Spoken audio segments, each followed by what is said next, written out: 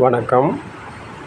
வருகின்ற 22/9/2024 ஞாயிற்றுக்கிழமை காலை 10 மணி முதல் 5 மணி வரை அமைப்புசாரா தொழிலாளர்களுக்காக ஒரு முகாம் நடைபெறுகிறது.